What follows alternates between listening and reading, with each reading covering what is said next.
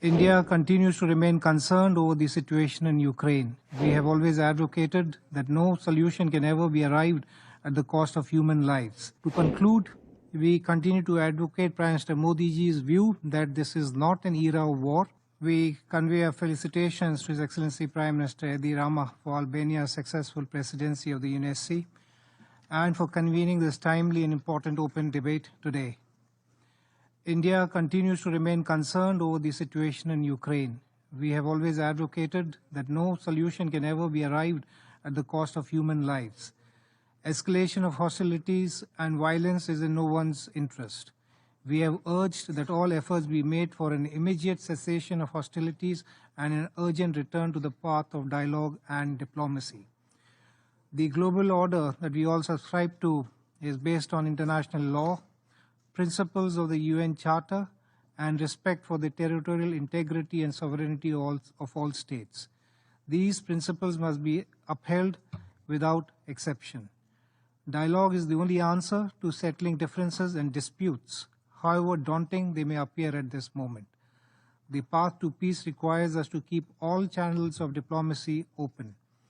We note with regret that the collateral consequences of the conflict have led to rising prices of food, fuel, and fertilizers, affecting the world at large and particularly the member states of the Global South who have been left to fend for themselves.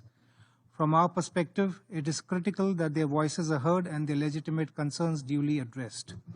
India's G20 presidency has ensured that some of these economic pitfalls faced by developing countries were brought to the forefront of the G20 agenda for solutions like debt distress.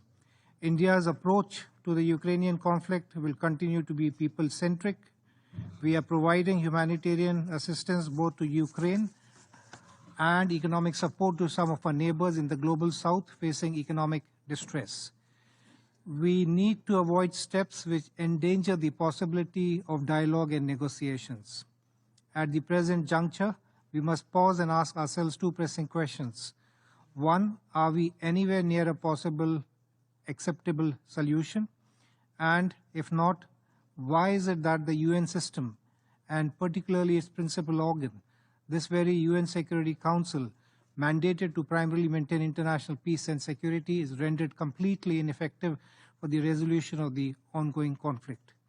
For multilateralism to be effective, outdated and archaic structures need reform and reinventing, else their credibility will always be on the wane. And unless we fix that systemic flaw, we will continue to be found wanting. To conclude, we continue to advocate Prime Minister Modi ji's view that this is not an era of war.